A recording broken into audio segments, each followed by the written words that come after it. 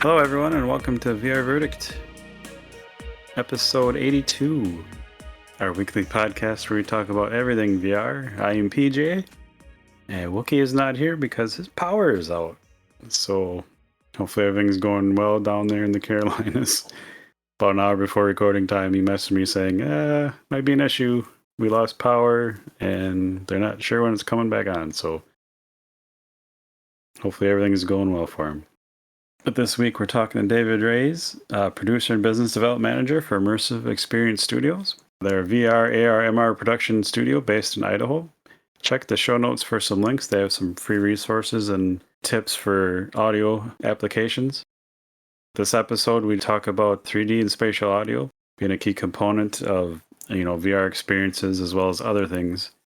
But super interesting, a really great chat. Audio has always interested me big time, so it's great to finally get to ask a few questions I've always wondered about and get some answers and hear some behind the scenes audio information.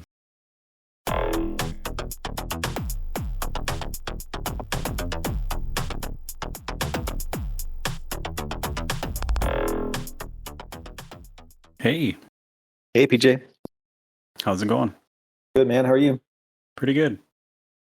Wookie may or may not be joining us. Apparently, a storm rolled into the Carolinas an hour ago and his power went out. So, oh man, okay. If he can make it, he'll sneak in quietly. But he's not. He's saying they're saying it doesn't look good yet. Oh wow, okay. And where are you based out of? I'm actually in Wisconsin. All right, right on. Yeah, I'm based out of Idaho. Nice. So yeah, thanks for asking me to be on your podcast. This is cool. Yeah, no problem. It's funny, we're gamers by nature, and that was like our VR focus. But when we talk to people with like different apps other than gaming and like different viewpoints, it's normally more interesting to me than gaming is. So it's kind of strange that way. Yeah. I worked in the game industry for a while as an engineer, but VR is quite a bit different, I think, just in terms of all the pieces that have to go into it. Yeah, it's just we'll start rolling from there, and then I'll just do like the intro and all that afterwards. But okay. So I'll introduce you and you name your studio and that stuff. So yeah. Having said that, I probably already killed the flow of it, but no, that's okay. No worries. So you're here today to basically talk about 3D and spatial audio, and I'm really interested. Before we get into that, just how did you get to where you are right now, working with audio, like, and choosing VR? Maybe you don't focus on VR. I'm not sure yet. So just kind of curious of your background. Sure. That's a great question. And again, thanks for having me on your podcast. My background is I've got a technical background. I'm an electrical engineer by training, and did chip design and embedded design for many years. Yes. In parallel with that, I've also been playing music since I was a kid, and awesome. I started my work professionally as a composer, writing music for theater in the Bay Area. I had an opportunity to work in the game industry for a little while as an engineer, and just really saw the power and the influence that market, that segment of the entertainment industry has on the general public, in particular, younger folks, right? So I've been in and out of working in games and things for a number of years. With regards to VR, my family and I relocated to Boise, Idaho in 2015, and when we first came out here, I just started networking, trying to see who's who in the zoo, as it were, just like what's going on out here? Is there an audio Yeah. community? Is there a tech community? Right. And I was pleasantly surprised to find that there's actually a fairly active VR community out here. There's Nice. one startup that's fairly successful, Black Box VR, and I know those guys, and they used to run a networking group, and so I started meeting people through that networking group. I was able to get some gigs doing spatial audio and 3D audio for some of those clients, and it's grown from there. And the thing that I've noticed is there's a lot of great work going on in VR, AR, MR. Um, there isn't a huge pool of audio talent with technical chops, creative chops, business chops. And I've actually pitched this to a couple of the local universities, that they need to spin up a program to train, the folks coming along after us on this. So, long story short, the way I got interested in 3D and spatial audio was, um, first of all, by realizing that there's a need, there's a gap here in terms of qualified folks who can actually deliver, both on the technology piece as well as user experience on the creative piece. And then some of my prior work as an engineer, I actually worked for DTS. I was actually a product development manager for their spatial audio solution, and that was before we came to Idaho. So that experience actually helped me quite a bit because that solution is very similar to things like Dolby Atmos and others. Right. Yeah, it's neat that you were able to relocate and find a community like that. That doesn't always happen that way. So Yeah, it was actually a pleasant surprise. We didn't come to Idaho, because it was a VR community here. We came here for many other reasons, but I was pleasantly surprised to find that, and they're just very approachable folks, and some of them were doing really, really interesting work in training, hazardous conditions, fitness, that sort of thing. And, nice. just plugged in and I was able to contribute, and that led to, some gigs, and then, kind of morph the business into that because I see that as a real opportunity. Yeah. Yeah, it's uh, I don't consider myself an audiophile, but yeah, I'm very into music, and I'm a bit like anyone that like comes over and watches a movie, they get annoyed because I got to make sure the sound is right, the video, everything's Yeah, right, and yeah, a yeah, lot of people are like, I don't care. It's like, but it'll drive me nuts if we don't watch this movie with yeah, perfect sound. yeah. So it's good to hear that there's people way more into it than I am because, um, like I mentioned earlier, I'm a gamer, big time gamer. I've been playing games forever, and when headsets first kind of came out, like audio headsets with like 5.1 to 7.1, and then going to Dolby Atmos. Mm, Um, Holy crap! It's just like the first time I put on a stereo headphones way back, like 20 years ago, and I right. could hear people walking around. I was like, this is gonna be awesome. So Yeah, just on a yeah. very small scale, like I was really like that got me excited a long time ago, and it's not done nothing but get better. And with VR being so immersive, like the Mm, sound in VR, like when a game does it well, it's just yeah. phenomenal. Yeah, and that's actually a great point. One of the exciting things, if you think about the evolution, right, from stereo to 5.1 to 7.1. I mean, I've been involved in production work all along the way in all those areas, and then jumping to, spatial audio, right, 3D audio. It's the underlying theory for 3D and spatial audio ambisonics has been with us since the 70s. I mean, that was developed, back in the 70s. Quad was kind of the outcome of that, right? But it's really only Yeah. been in the last, you know, 5 to 7 years that we've had the compute power available, in a user-friendly, portable format, i.e., mobile phones and headsets, where you could actually render that kind of audio in a practical way, not needing a whole room or two rooms full of gear just to render it, right? I mean, Yeah. seriously, that's the amazing thing. And when I think of 3D and spatial audio, just for the listeners maybe who aren't really familiar with what this is, I think of it as a series of techniques for creating an immersive 360-degree soundscape. That's probably the most concise definition that I can think of for what this is. It's so much more than that, right? But if you think about the ability to now um, project and move and manipulate sounds above your head and Yeah. then below your feet, it's really quite remarkable. It's a game changer because now you finally have a true 360-degree representation of the sound field in a real or in a virtual space. In addition, you've got the ability to do higher order ambisonics, which is technology that gives you a greater granularity and greater control over the sound. There aren't a whole lot of solutions yet that support higher order ambisonics, but it's coming. I mean, it's only a matter of time until you'll be able to do that, second order, third order, fifth order with a set of headphones on. And so the solutions are really in the form of, plugins, apps, APIs and audio assets. So some examples, like we said, Dolby Atmos, Google Resonance Audio, Oculus, right, DTSX. I mean, there's a number of them. I've counted about 14 commercially available solutions for spatial audio. Yeah, it's incredible. I was curious, we don't have to get into it, but out of all like the consumer products, like and offerings, what's kind of, do you have a favorite for like your home setup or anything like that, or Yeah, just kind of?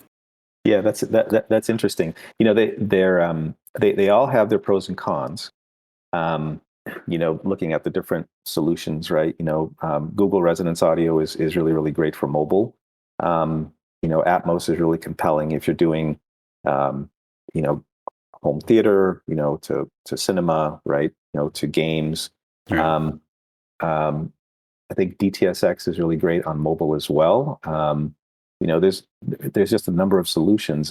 I don't really have a favorite. I use it's I tell my daughters this. It's kind of the screwdriver, right? It's like when you have to fix something, you use the right tool. And in this case, when you have to produce audio, spatial audio, 3D audio for a VR headset or a location-based entertainment, or a game or something, it's really what's the solution that makes the most sense, and then what are the gotchas that you need to be aware of up front, so they don't bite you, as you're trying to wrap up and get to production.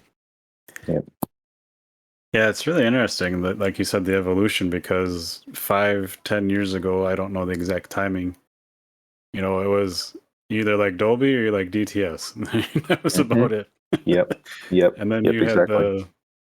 and then after that, like everything after that, like you've mentioned, that they are quite different and different applications. So Yeah, and Dolby is certainly worth noting. I mean, we have a number of things going on with them. They've been doing this a long time. They're clearly the front runner in terms of having a true end-to-end ecosystem where you could hear it on your mobile device, over Apple Music. You could listen to it in your home theater, potentially in the cinema, and then potentially on a game platform. I mean, they really do a nice job of covering sort of that end-to-end spectrum. But it may not be the right solution for everything. There may be some applications where Atmos doesn't make sense, and now the solution makes sense. So we try to keep our options open. sure. And just to reiterate the point, like with VR headsets, I'm still rocking my Rift CV1, and I'm gonna wear that thing out until I can't use it anymore. And the Right. main reason for that is the audio is so good compared to anything else that I've Yeah. used. Yeah.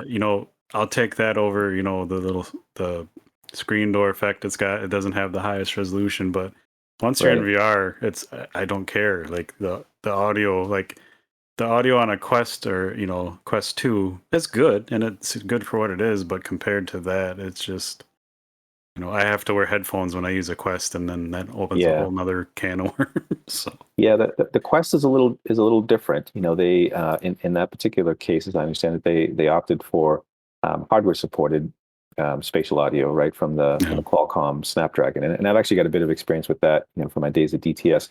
It's a great solution, but as you say, there are some limitations, right? I mean, yeah, there's just only so much. There's just only so many bits that embedded platform can pump out, in a given frame, right? And so if you have to cut back, if you have to do something a little different, maybe the audio, uh, maybe it isn't quite as nice as in some other solutions. yeah. And like I said, for what it is, it's still pretty amazing and immersive. But Yeah. once you go into PC VR, with with video Mhm. and graphics and all that other stuff, the audio is just, a whole nother level. But Yeah. Yeah. mobility is Yeah. its own thing. So Right. Right. I hear you. so I've always been interested. I think you can maybe answer this then. Mhm. When you're working, say, either it's a game or an app, like with audio, where do you start? Because, I mean, I get art and like character design and level design and stuff, but audio, like, just it's a whole different thing. Like, and I'm Mm. just always wondered, how do you pick, like, I'm going to start with this and go from there? Do you have a set, Yeah.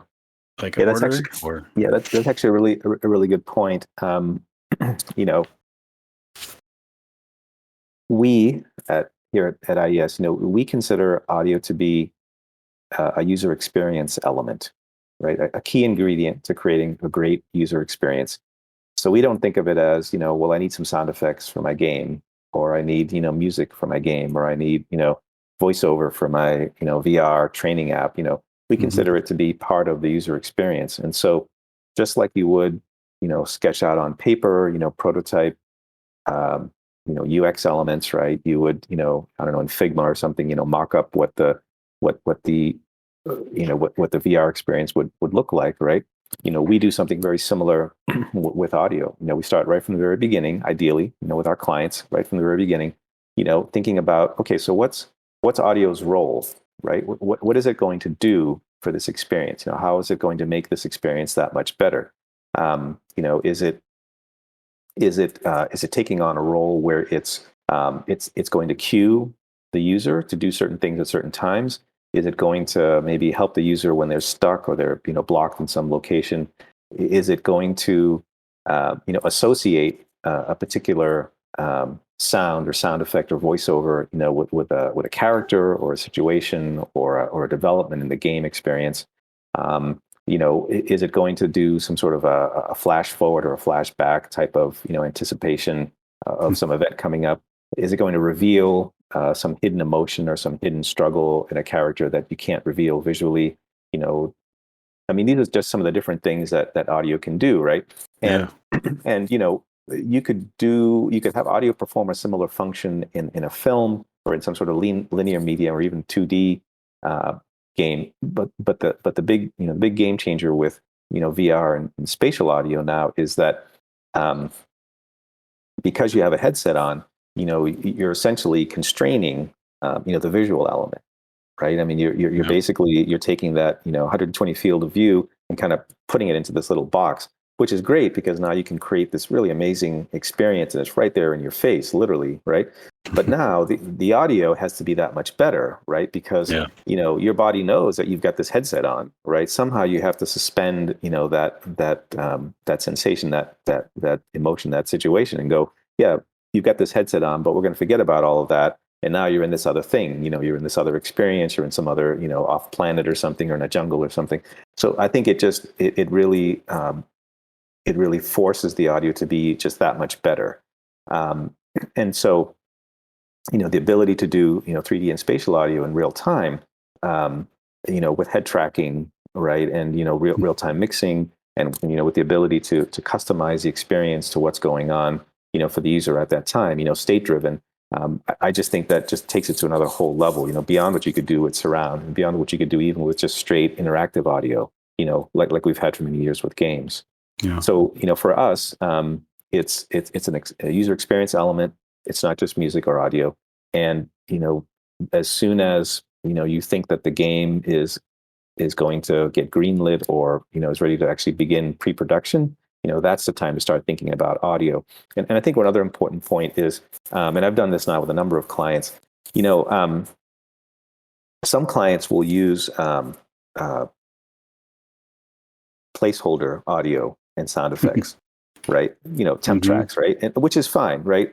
The concern there, right? The issue there is now, in the mind of the developers, their leadership, the QA testers, all those folks, they are slowly but surely associating that piece of music, that sound effect, that voiceover with that particular experience in the game or that particular Right. character or that particular situation, right? Now, when you bring on somebody like us and we start replacing those assets in the game, now all of a sudden it's a bit of a jarring effect because, now you're playing this scene or you're playing this game and you realize, well, this has changed. I don't know that I like this better, right? And so Yeah. it just, it's better to have, in my opinion, the audio in the game as early on as possible so that you can begin to make that association and figure out, is this really working or not? And get that feedback and get those iterations going where you're improving, the audio, the gameplay, the timing, the mechanics, early on, as opposed to waiting until the end. Yeah, and another thing with that, to my mind, it's interesting. Like, if I was in your role, and like you said, they had a placeholder Mhm. sound, like, I think that would end up maybe influencing what I would do with it, because that's, to me, like, if I was in that situation, like, whatever they had would just kind of stick in my head every time I like played the Exactly. scene or something. Then Yep. it Yep. might muddy the waters, Yep. as I you mean, may say. yeah, exactly. I mean, that's really how our brains work, right? Our brains are designed to recognize, store, and recall patterns. Yeah. That's why music is so effective, right? The hook, right? Like they give you that hook at the beginning, they give it to you again in the chorus, and before you know it, you're sort of humming this thing as you're working out or working in the garden, whatever, right? I mean, Yeah. that's the power of audio. That's the power of patterns.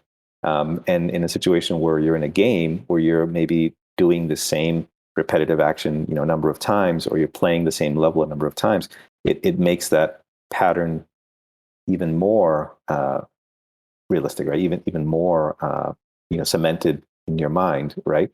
Along Yeah. with all of the things that go with it, the audio, right? The gameplay, the mechanics, the timing, right? The visuals. So yeah, it's very powerful, and I think needs to be thought through. The whole audio piece of it right from the very beginning.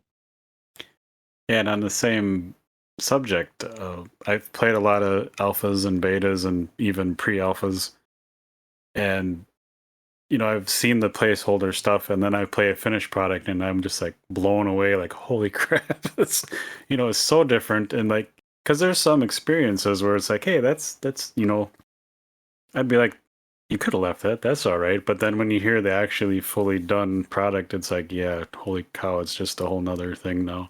Yeah, exactly. Yeah, it's the polish and the refinement. Yeah, absolutely. And Yeah. and that's where having the time to iterate, comes in, right? You really need that time. There's just no shortcut, because it just takes time. You have to experiment, and experimentation just takes time. And I think with VR, it's really important because VR, I don't know how you want to say it, it triggers your mind in a way where, like, it's so immersive and real Mhm. sometimes that your brain kind of actually stores it as memories, and it's really bizarre because when you play like a flat game or you watch a movie on on your TV, um, it's not as embedded into your brain, in my opinion, because like I said, VR kind of makes it a memory, almost like a real life memory, because you feel like you're there. So the audio has got to really hit the right notes and be good. Yeah, I think all of it does. I mean, the mechanics, the timing, I mean, it's all important. For us, just because, as I said, there's this, as we see it, a gap and a lack in both understanding, training as well as expertise. Just taking those audio assets to the next level, I think is Yeah. really, really key because it could just make that experience that much more memorable. I've also wondered, and again, maybe you can answer this, maybe you can't. Like with Mm. VR, you have a headset on, so there's a whole world behind you, not just in front of you, like on a standard gaming setup. So I've always wondered, again, with audio, like if there's a character behind you talking and you physically turn your body and your head, and then the character's in front of you, like, so obviously the audio follows the character. Like, Right? how are we in a place with technology that's really kind of easy, or is in my mind, that's got to be like, positioning all that has got to be a lot of work, but maybe we're past that, like, oh, it's all kind of technically done for you. I'm not sure, but Yeah. I mean, I think the tools make it easier. Some of the middleware tools, Fmod, WIs. they make that easier. Some of the plugins, right? Make that easier. It's not that difficult, but again, requires some planning and some thought up front because yeah, as you as you move your head from one side to the other, the delay of those sound sources, maybe the characters talking or whatever's going on in the scene, will change as you rotate your head. So that has to be Yeah. accommodated for, right? The other piece is the timing, right? As you spin your head, the tracking should be such that the sound will follow you, correctly at the right time, within some 5 to 10 millisecond delay, right? If you start turning your head, the sound doesn't change, and then 50 milliseconds later you hear the sound change, that's going to break that experience right there. The user's going to go, well, Yeah. this doesn't make any sense. I just I'm seeing this over here. I'm turning my head. I'm not noticing any change. Now it's some number of seconds later, and I'm hearing the change. That's just totally going to break that experience.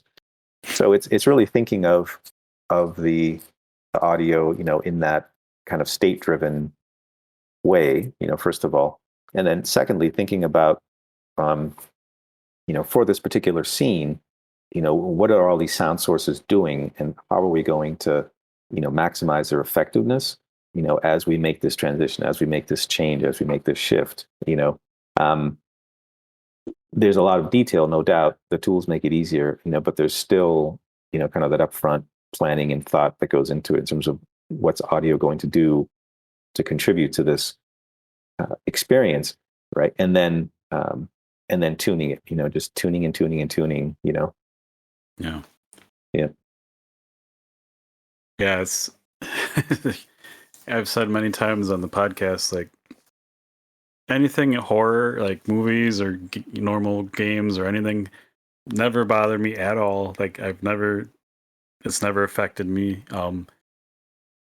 But in VR, like that's the one hurdle I still have. Like I don't get motion sickness. I can do pretty much anything. I've played a lot of alphas, like I've said, and they're jarring sometimes. It doesn't faze me, but horror is something that I'm slowly working my way into. And I Mm-hmm. think the biggest part of that is just the ambience of the audio and music and sounds. And it's not Yeah. even what I see, it's just the audio is that Yep. hitting me that well. And it's just something I'm kind of baby stepping to, but Yeah. Yeah. Horror is a little different. It's not my favorite. I like action games. I like, open world, games, that sort of thing. The yeah. horror, it's an acquired taste. Yeah, so I just we just had I'm really bad with names, so it takes me, but we had Jeff Bull Jr. on from he just released a game, Don't Upset Bobby, and it's a little Yep. quick little horror game. Yeah. And just being in there and I just the audio alone, like even in the menu, I was like, "Yep, I'm good." Like I didn't Huh. even get to play it. Yeah. Yeah. Yeah. It's just it's it's so weird, like that it can touch you that well with nothing happening. It's just the sound. Right. Yeah. Yeah. Absolutely. Yeah. It's been called liquid emotion. So it goes Sure. from your ears straight to your heart. That's how film composers do what they do, right? And in Yeah. games, again, you can take it up a few notches. VR, a couple notches, even beyond that. Yeah, and I don't know if you've ever watched an actual movie and like kind of split the music out of it, but it's not even like it's a whole different thing, and it's not even really worth watching. It's just Oh yeah, no, it's I've, it's a I've really weird experiment if anyone wants to try it, because I've done it a couple of times. I'm like, yeah, that's ugh. yeah, I've worked on plenty of projects like that. Where you basically start with nothing and you start adding the assets one by one. You know. Yeah. So again, another thing I've always been curious of when you work on something like that, like you know how the film director has kind of everything in his head and what he's looking for, and you do storyboards and kind of work it out. But with Mm. audio, you kind of have the same process. Like maybe you see the finished video of it, and then it's your job to put music or audio or whatever you're doing. Do you kind of have to have the same steps, and kind of is it in your head, or you like just kind of play with it until you figure it out? Or Yeah, that's a good point. I mean, we've done it many different ways. Sometimes it is just a series of storyboards. in a PDF or something, right? Even on paper in some cases, they scanned it on paper, right? Done that. Other times, there's already a prototype that's up and running, just has some placeholder audio that we start substituting one by one. Other times it's a prototype with just some simple gameplay and there's no audio at all. They just haven't done anything, and you start to lay in. I try to build it. Here we try to build as kind of in layers. Audio is one of those things that's really interesting. It's very easy to kind of paint yourself into a corner, where Sure. you've just got so much happening in a scene that, someone will play test it, or, the producer or one of the product managers or somebody will play test it, or a VP or something, and they'll go, well, there's something about that scene that I just don't like. And then they narrow it down somehow to the audio piece, right? Now you've got to start this sort of, subtractive analysis, right? Where you're pulling assets out, or additive analysis, where you take everything out, all the audio outside, adding them one, figure out what's going on. I think there's high value in, planning the various levels of planning the various scenes up front, and really figuring out, what's the minimum number of sources, what's the minimum number of things that I need to accomplish what I need to do in this particular scene, and no more, no less. I've just seen this, too many times where, there's a prototype, but there's an experience, client comes to us and says, well, I don't really know what's not working here, whatever, blah, blah. So you try it and you realize, oh, there's like 25 sound sources in the scene. You could probably do this with 3, right? Honestly, and there's just, there's really some rule of thumb, kind of best practices, right, that I think are worth, stating here, right? Some typical things to think about when you're considering, for your listeners out there, developers, whoever they may be, if they're thinking about implementing 3D and spatial audio in a game or an experience, something they're developing, the first is, when you select sound sources, use monophonic sound sources, not stereo or even surround for that matter. And that might seem counterintuitive, right? You're thinking to yourself, Yeah, it okay, well, sounds hey, weird. yeah, right. This is an immersive, soundscape. I want to have this big, bubble of sound, if you will, right? The 3D equivalent of the wall of Yeah. sound, right? The sound just got to be everywhere, and it's like, yep, that's a great idea, but really, that's the function of the spatializer, and the plugins and the tools that do that, right? If you have a particular, ambient sound, or a particular, a bed of music or something, start as a monophonic source, then let the tools do what they do. If it gets too muddy, you can always back that up, right? But if you start with this, source that's, I don't know, mixing 7.1 or something, and you pop it into the scene, there's no place to go from there, right? That sound is just everywhere. It's just all over the place. You can't control it, So that's the first thing. Monophonic sources, they're your friends. The other is, as much as possible, not always possible, but when you have sound sources that it's really, really important that they be localized, gunfire, the sound of a sword clanging, something that's going to cue the user, try to stick to sound sources that are sort of, mid to high frequency. So let's say from, 2 to 300 hertz, all the way up to, whatever, 10K, 16K, right? The reason is because sound sources that are very low in frequency are difficult to localize. And we've all had this experience, right? You pull up to a light in your car, somebody has a really loud sound system with lots of subwoofers, and you're trying to figure out which car is this, right? Who's the nut, park, stopped at this light, with the crazy loud audio, right? And it's really hard to, because sound at that frequency just goes everywhere, right? The wavelength is so large that it just goes all over the place, right? Those types of sounds are really hard to localize, and what you probably wind up with is this very sort of fuzzy, blurry, low end rumble that you can't really quite place. You know what I mean? And that's actually a distraction, because what will happen is the user will start to, if they're paying attention, they'll start to focus on that thing that's out of place. It'll completely break the experience for them. So try to avoid those. And then the other is, when you have, again, something that's really important, room ambiance, piece of music, sound effects, that sort of thing.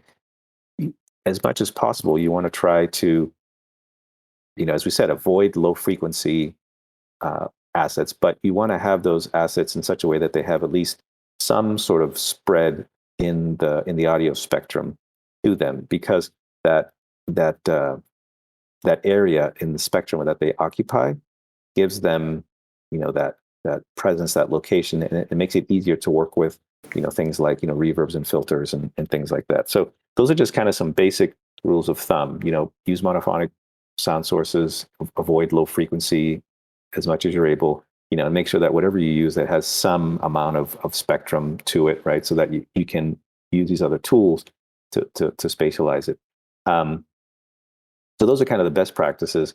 Challenges that I see a lot of clients experiencing, and I'll just kind of run through this quick list here with that is, they have really fuzzy goals, or worse yet, no goals for the audio. Sure. In their VR game. They're just like, I need something. It's like, okay, but what do you want it to do? And there's really a conversation there, right? I think of it as a funnel, right? There's many, many different solutions at the top of the funnel, but you want to get to as quickly as possible the bottom of the funnel, where you've got really only one or two, maybe three solutions that will satisfy the requirements of the customer. And then you want to be able to put those in front of them as quickly as possible and have them go, yeah, I like this. I don't like this. No, I want this. Right. And then once you have the direction, then you can start really fleshing it out. So I think that's important. We mentioned cluttered soundscapes, right? 50 sound sources all doing crazy stuff, and like nobody knows what's going on, right? I mean, that's just a mess, right? That's going to get really, really old really, really quickly.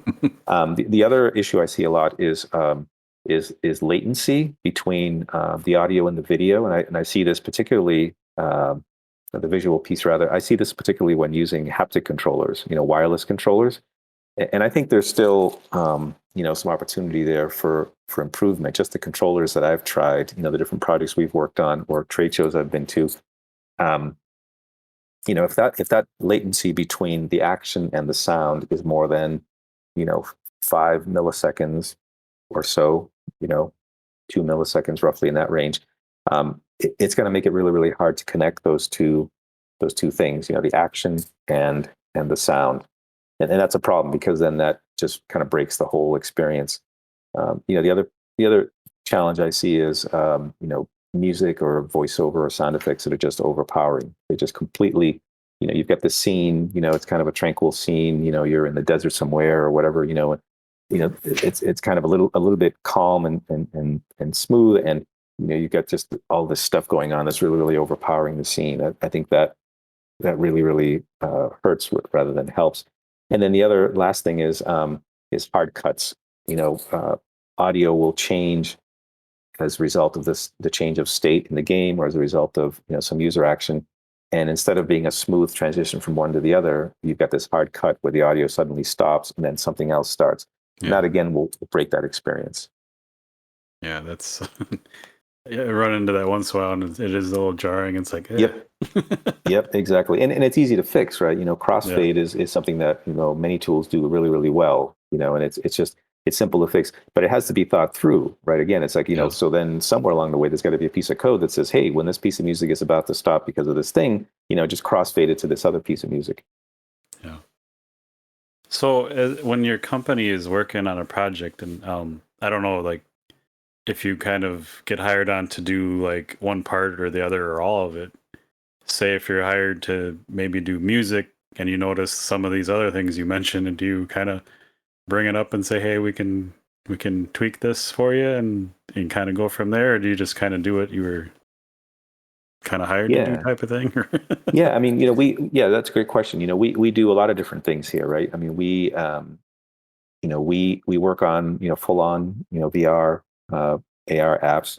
We do games. We consult. We work with clients who are, maybe just about near, production time, but they're still having lots of issues, and they really want a kind of an objective third party to come in and really assess what's going on with the game.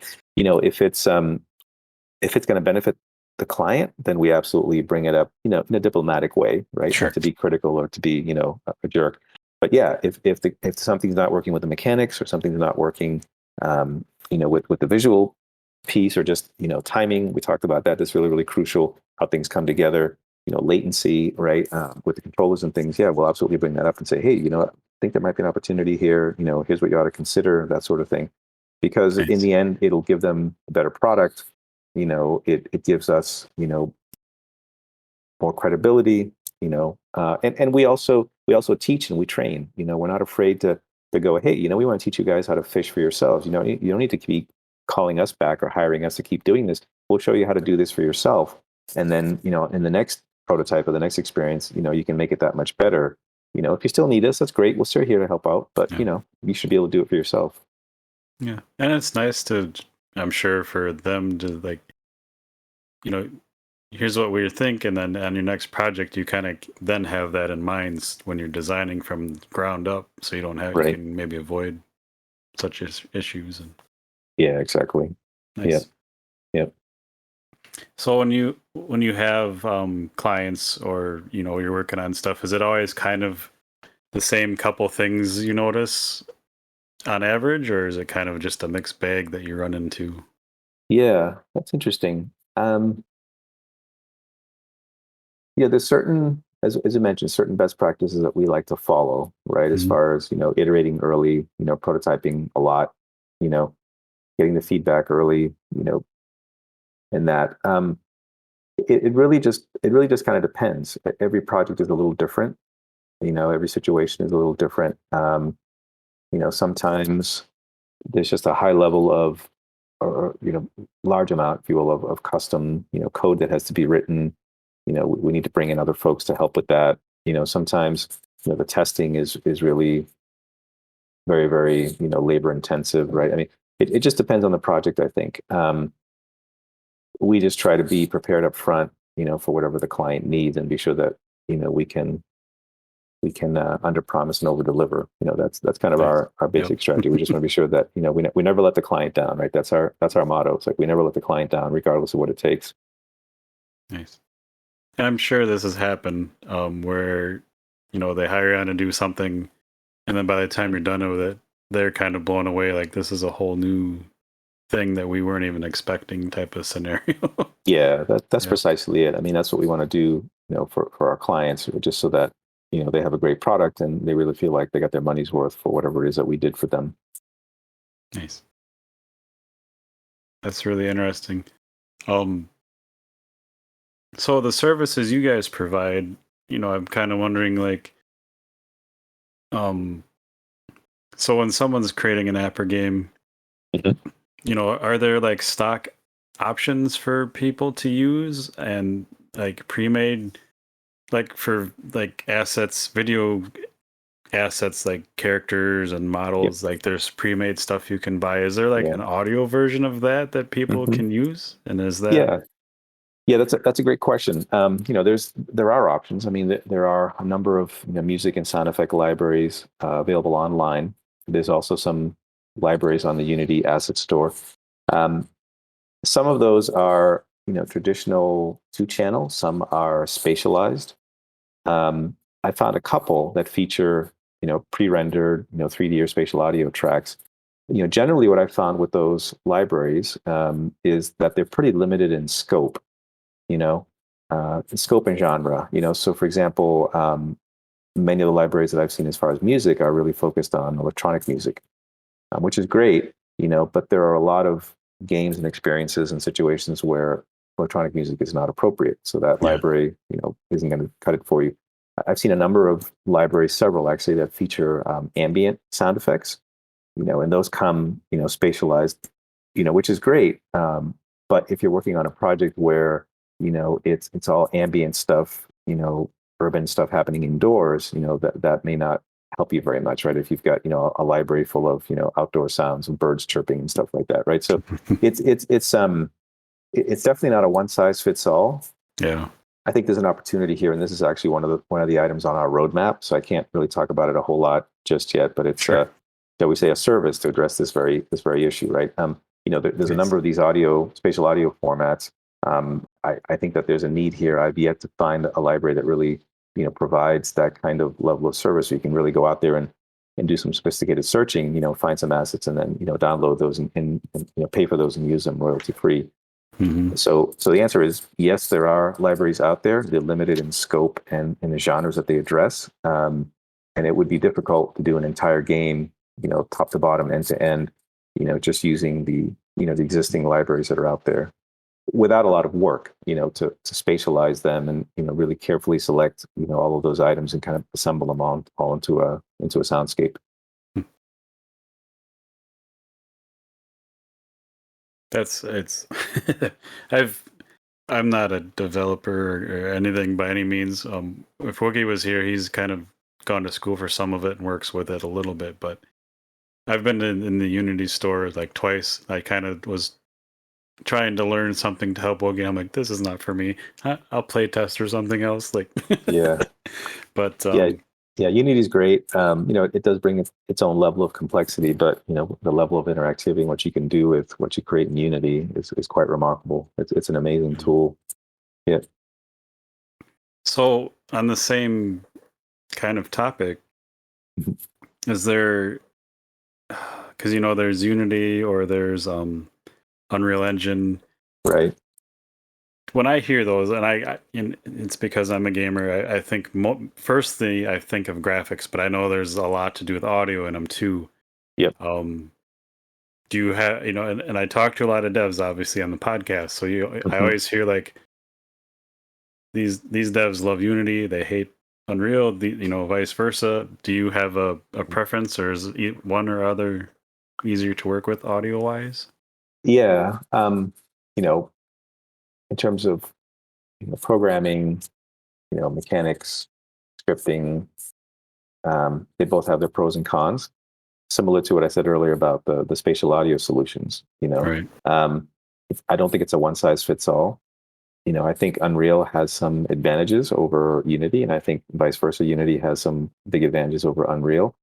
I think it really depends on the level of comfort of the client, and where they've invested their time and dollars, in terms of their code base. If they've developed a lot for Unity, then we're going to use Unity. If they Sure. have lots of expertise and lots of, folks who are SMEs, in Unreal, we will use Unreal. I mean, it really just depends on the client and what will work, best for them. We can adapt to either, and there's plenty of, third party tools and plugins and all sorts of things for both of those engines. So I think it's just really a matter of, what will serve the client best, and for this particular job, which screwdriver should we pull out of our utility belt, Sure. and that's what we work with. Yeah. So do you have, um just thinking of audio only, um do you have a favorite app or game in VR that really knocks your socks off? Yeah, there's actually a couple that come to mind. I think Population One has some really amazing, Yeah. audio work going on. Vertigo, I think that's really amazing. And then kind of my current favorite is Until You Fall. I Yeah. think that's a really, I've heard uh, some presentations that Shell Games did about, how they developed that game and kind of their prototyping process and what they went through. And I think that's you know both from a mechanics as well as, concept art, UX audio perspective. I think that's a really solid game. Have you ever played Hellblade on either in VR or traditional? I haven't. I'd like to try it though. It looks interesting. Yeah, it's one of those games where I picked it up on Xbox when it first came out, and Hmm. like I was playing it with a really nice pair of headphones, and the audio was amazing. Yeah. But as far as like again being a gamer, like the combat was like meh, so I didn't really play it very long. And then when I got into VR, I'm like, oh sweet, I know this game. Let me try it out. And yeah, the audio went from like being amazing to like really freaking me out because there's voices and stuff. I'm Yep. sure everyone knows what the game is, so I don't try not to spoil things, but Yeah. Yeah. there's a lot of voices in your head, and they're like literally in your head in VR in there. Hmm. And that was the main focus with the team on that. And the second one's coming out. I'm really gonna be sad because I'm gonna guess it's probably not gonna be in VR unless we get really lucky. But Okay. that one, like again, what having said I didn't care for the combat on normal gaming, but in VR it was perfect because VR Hmm. is different. But the audio, like I was if I wasn't playing standing up, because I played the game in like 2 or 3 sittings because I just could not stop. But I Right. was on the edge of my seat, and it was the audio. Just oh my god! It's if you haven't played it, you at least got to try it for the audio because it's probably the best case of audio for a game I've seen. Yeah, I'll Um, give it a spin. Sounds really interesting. but there are there are. It's always interesting with VR because there's so many different apps and not just games, and like pinball games have been great, and like pinball effects on the Rift, like it's spatial to where like you feel Mhm. like you're at the pinball table, and the actual music is coming out of the top speakers and you can tell that, and Right. it's so neat. It just really adds to the immersion, like you're standing there playing a pinball table. Right. Exactly. Yeah, and it's kind of this over the top sort of meta experience, right? Of I've played plenty of pinball games. The usually in the arcades it's pretty noisy. There's lots of other distractions, but in this case it's fairly isolated, and so you can really do a lot to control that sound and really give that overall sort of 360 all the way around experience to the player. I think is remarkable. Yeah, and the other thing with I'm trying to think of the uh, Raccoon Lagoon in VR.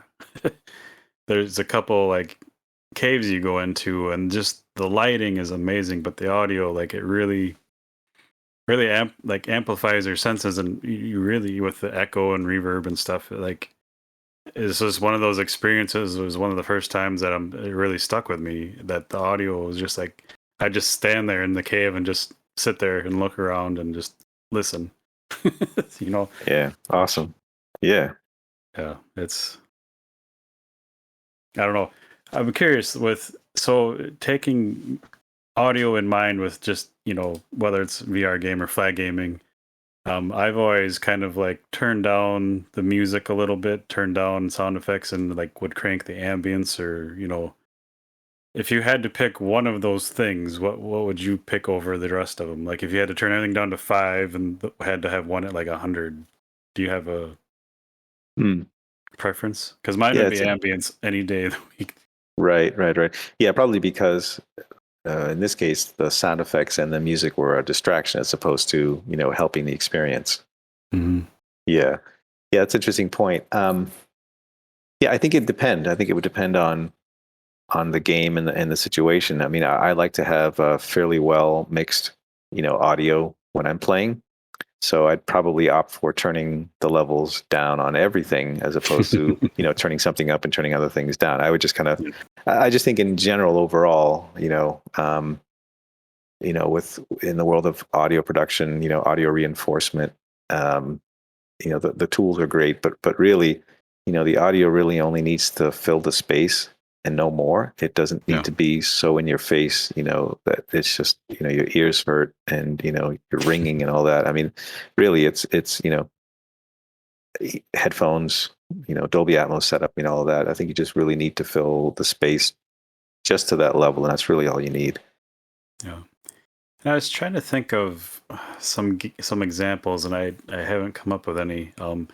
But I would really be interested in seeing games. There are some out there that do this a little bit, where, and especially in VR again, with menu systems and stuff, and just having more audio cues for things instead of like pop-ups or menus or Hmm. screens. Yeah. And, like I would love to have a couple examples, like I said, but I don't. But I would really love to see things go more that way and do things differently using audio more.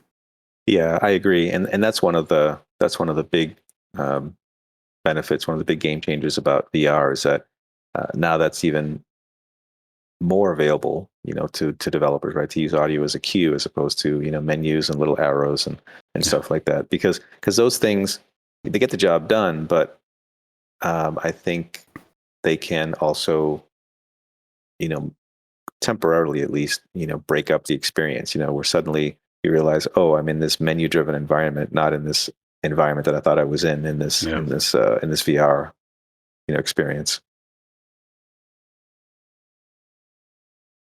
Yeah. It'd be interesting to, I don't know.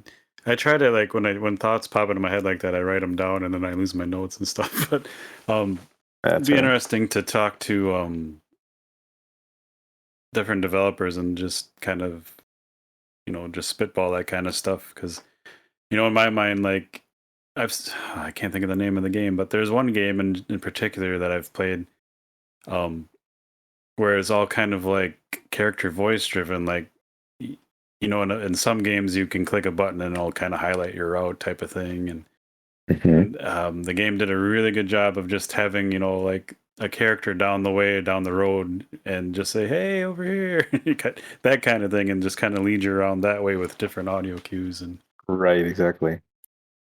and Yeah, and like that's oh, go and ahead. that's one of the best. Sorry, and that's one of the best uses for audio, right? Is to keep the action moving, right? Yeah, Is to keep the pacing going, because it is timing and it is event driven.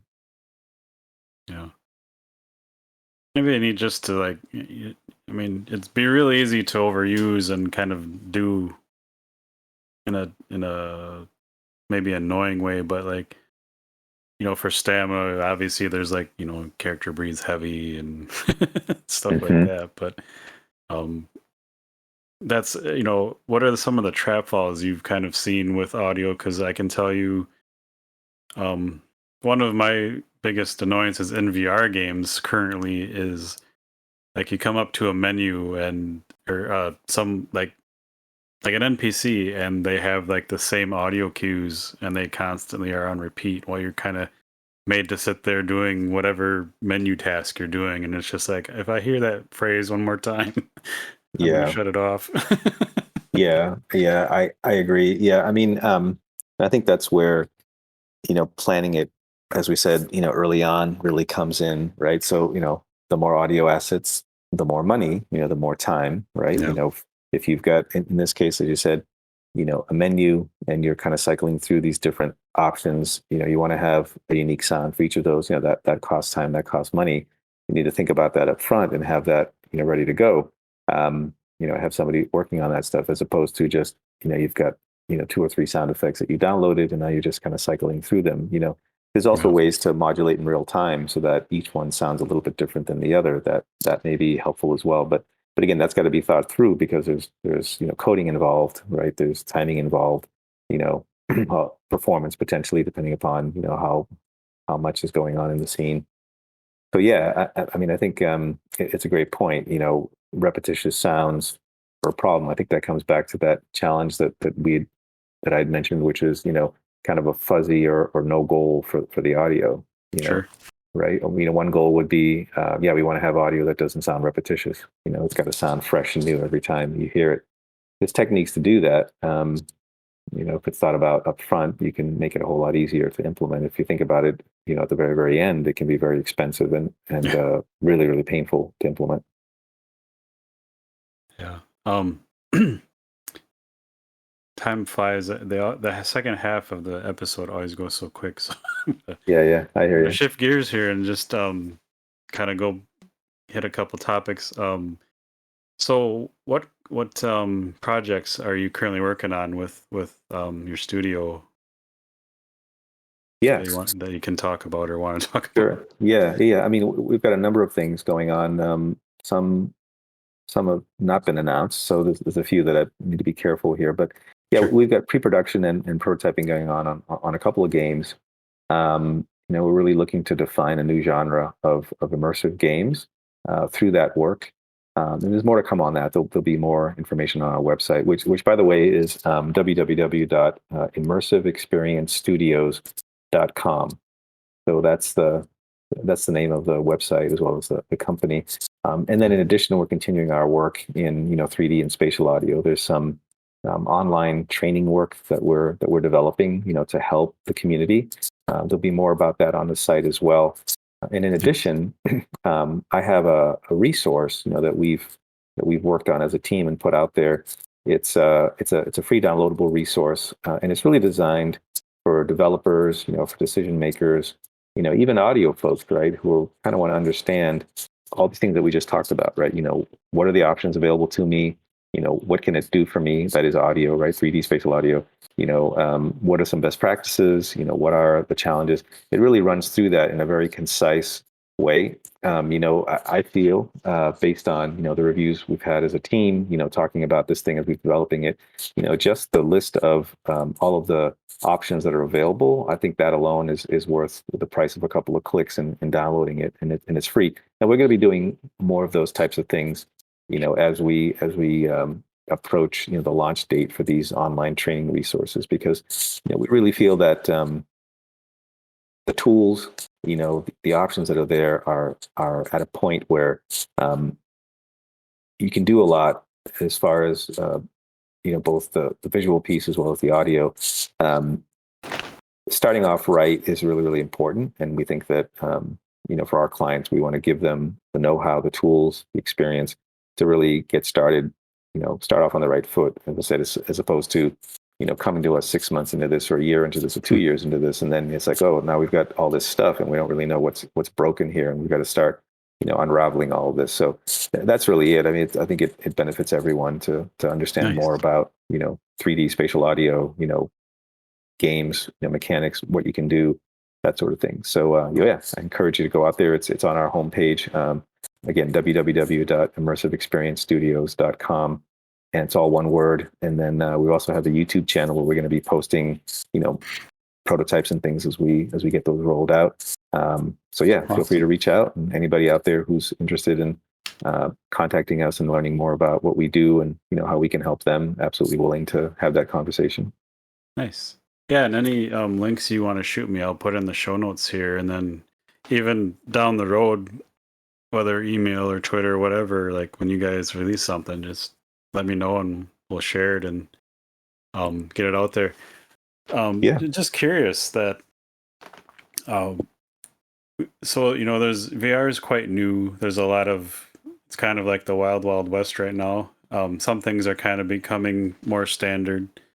We started a roundtable discussion in VR in our booth with a bunch of developers, just hanging out and talking about like menu systems and locomotion, like all that stuff. We'd like to see like some kind of standard be created. And I think audio would be a great thing to get some standardization for VR as a platform in place, Oh yeah. That's a great point. Yeah.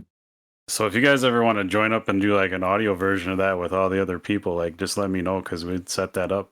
Because like you said, just if there was a certain standard, like a starting point for everyone, I think it'd make a lot of people's development way easier. Yeah. No, I'd absolutely be interested in that.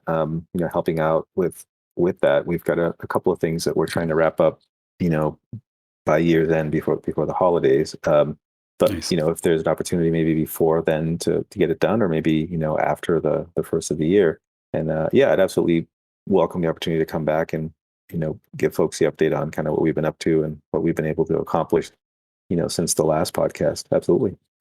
Awesome. Is there, I don't want to like ask this in a wrong manner, but is there any like app or game or like anything like with your guys'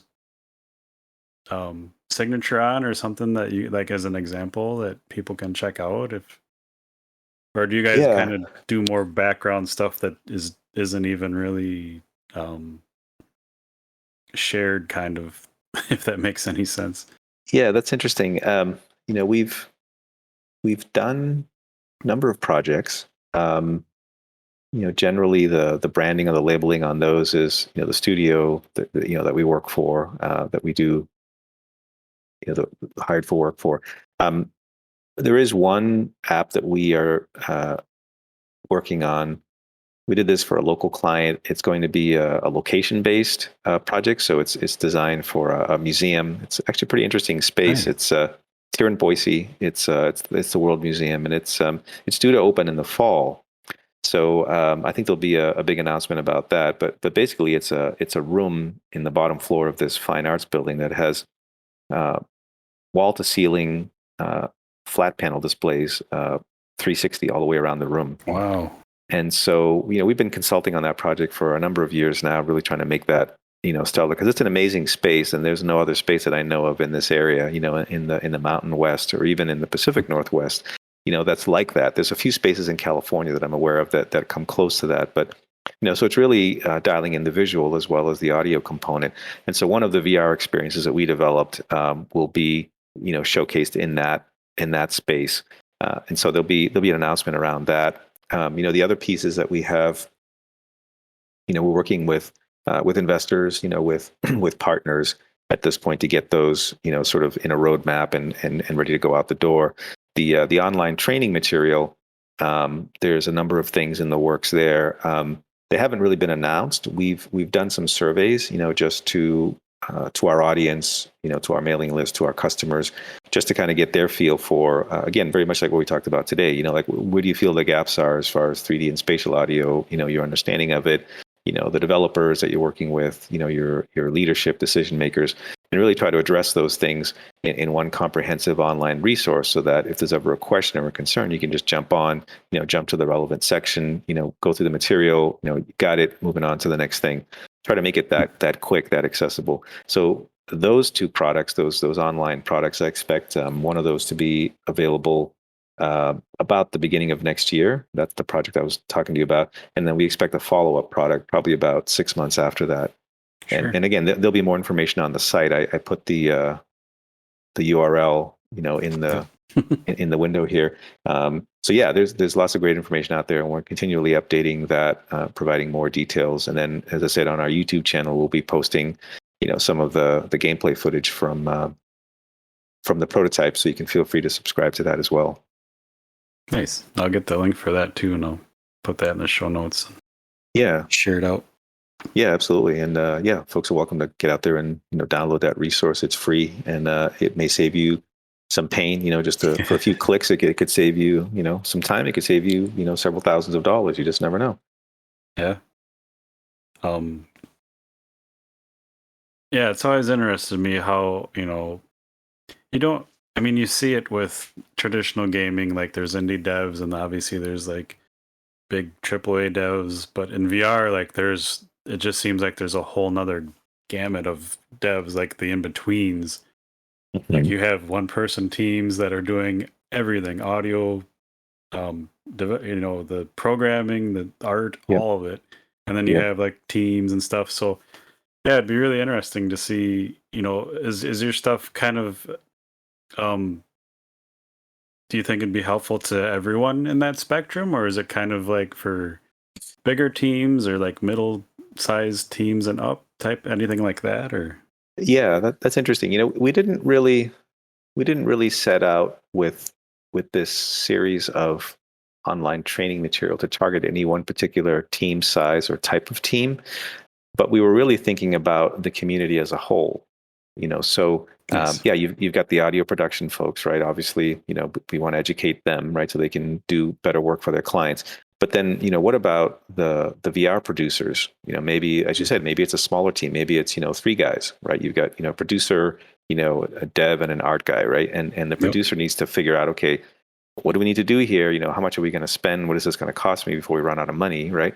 So for him, it's like, okay, so here's all these options. Here's this menu of things that you can get. If you're talking about 3D and spatial audio, how do you quickly hone in on the solution that's right for you? Based on what you want to do. And then whatever licensing is involved, if any, right? Some of these, Google Resonance is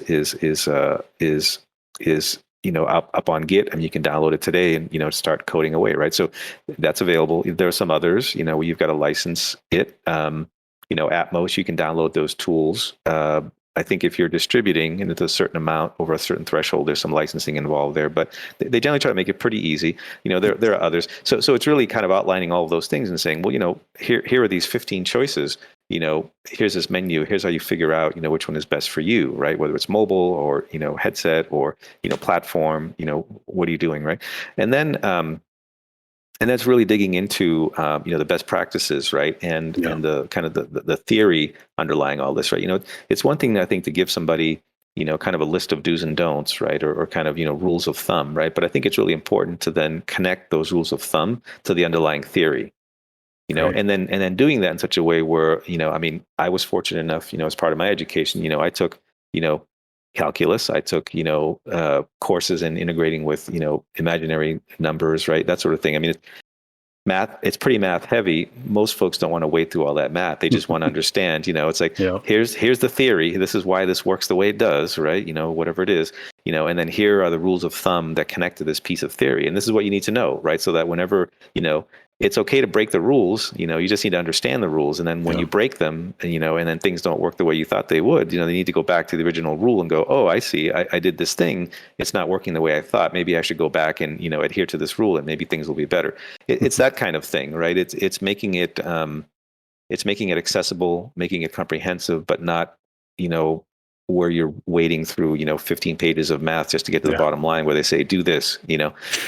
So that's really the trick, and there is, to the best of my knowledge, no resources, you know, with regard to 3D and spatial audio out there like that.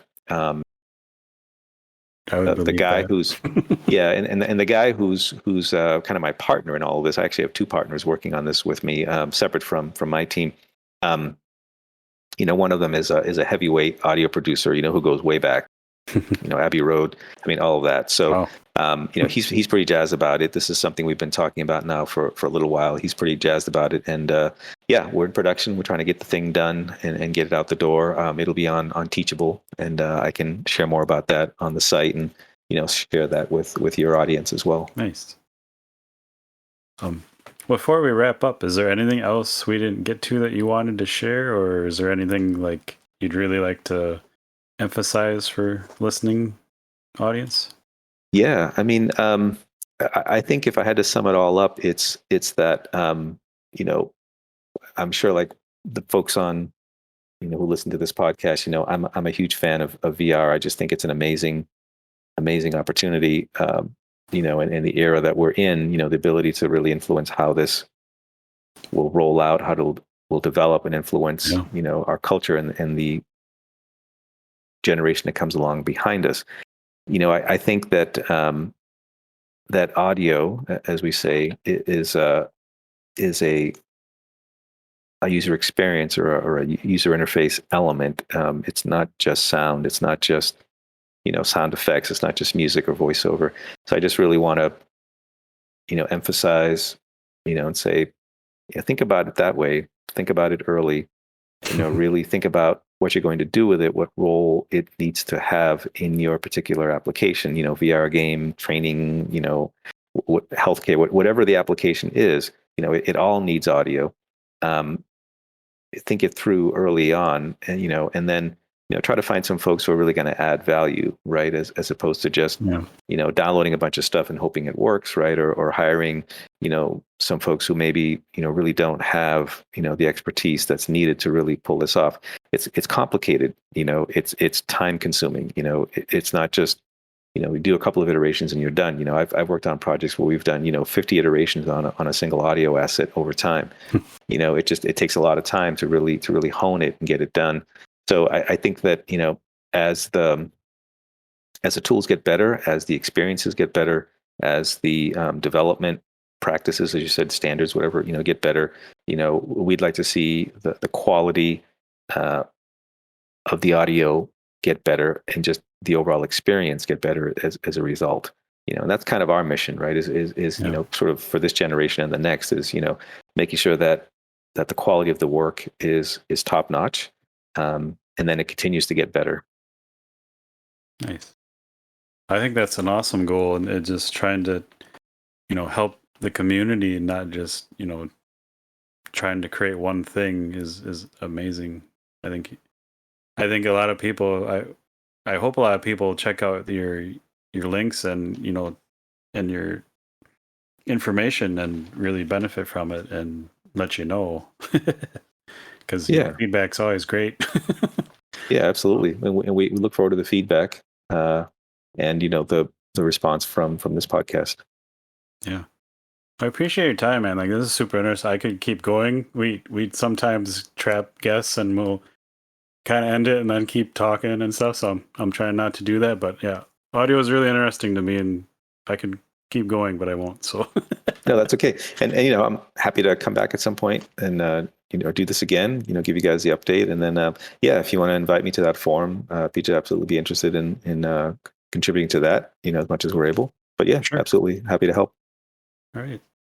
Well, thanks again, and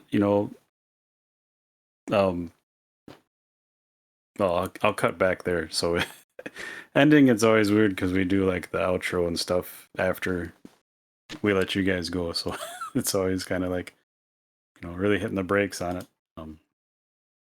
We'll cut back there anyway. So All right. Well, yeah, cool. thanks, man. That was really interesting, and like that, it's funny with podcasts because the first half is like just kind of getting comfortable and talking, and the second half just goes by in a flash. It's like, Oh yeah. oh, we're out of time. Yeah, I hear that. Hopefully that's the same for the guest. That's how it goes for Yeah. me. But Yeah, no, I think it's flowed very smoothly, so I appreciate that. Thank you. yeah, it's really like I was gonna ask in your email, like, I'm not a developer. Like, if I go and check out your stuff, like, would it make sense to me, or would it be worth it, or not? Yeah, no, absolutely. We try to keep it very general purpose because again, we don't know the expertise of the folks who are consuming the material. So Sure. we assume that it's better to, and you notice this in that free resource that I mentioned. We assume that it's better to make sure that the folks who are reading, ingesting this material, digesting the material, understand the basics first before we move on to more advanced stuff. We don't assume that you have a whole lot of advanced, knowledge and information in this space. If you do, then great. Then skip over the first, 3-4 chapters. Nice. Yeah. Awesome. Well, I want to give it a read because that's Okay. really interesting. Awesome. Very good. All right. Well, thanks again. Yeah, no problem. Hope to Have hear a great from evening. you. You Likewise. too. Thanks. Bye-bye. Bye.